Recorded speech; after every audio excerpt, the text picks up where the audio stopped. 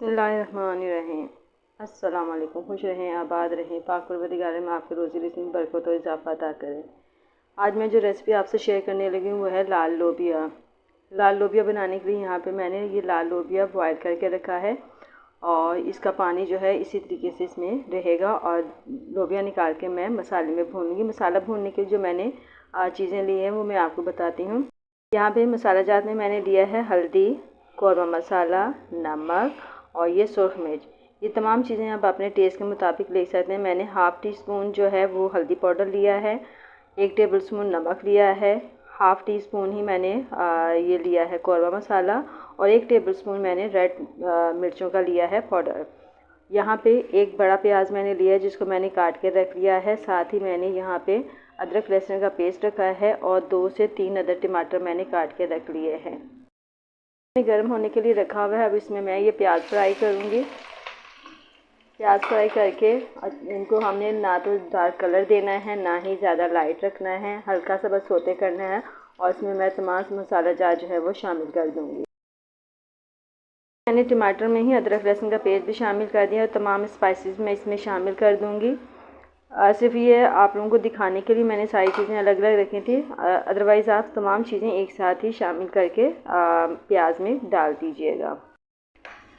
देखें जी प्याज में हल्का सा कलर आ गया है। अब मैं इसमें टमाटर और तमाम स्पाइसेस मसाला जार जो है वो शामिल कर दूंगी ताकि ये तमाम चीज़ें जो हैं यकजा हो जाएं और गल जाएं और एक अच्छा सा मसाला तैयार हो जाए। जब मसाला तैयार हो जाएगा, ऑयल अलग हो जाएगा, तो मैं इसमें बॉयल किए हुए लोबिया के दाने जो है वो शामिल कर दूँगी।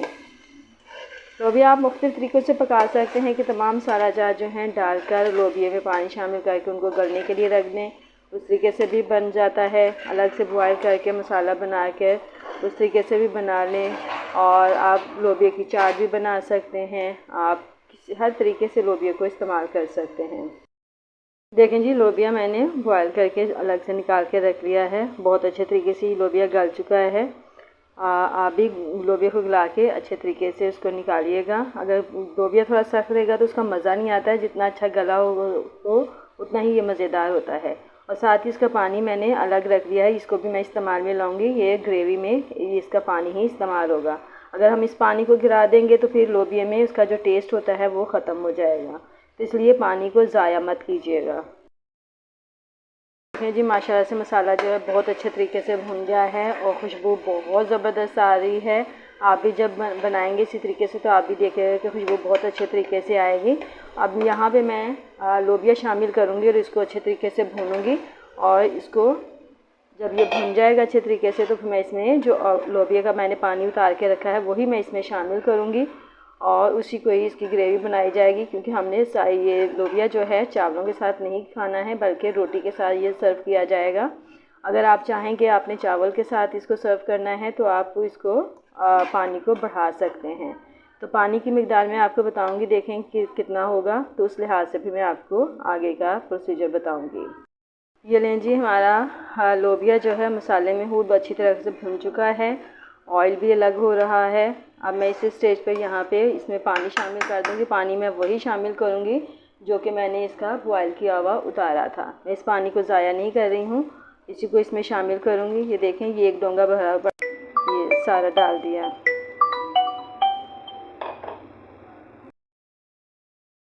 ये जी मैंने पानी डाल दिया है। अब आपने इसको ढक के रख देना है, बॉयल आएगा तो इसे 2 से 3 बॉयल देने, क्योंकि पानी वैसे ही तैयार है शोरबा इसका, तो हम 2 से 3 बॉयल बस देंगे और फिर इसका चूल्हा बंद कर देंगे।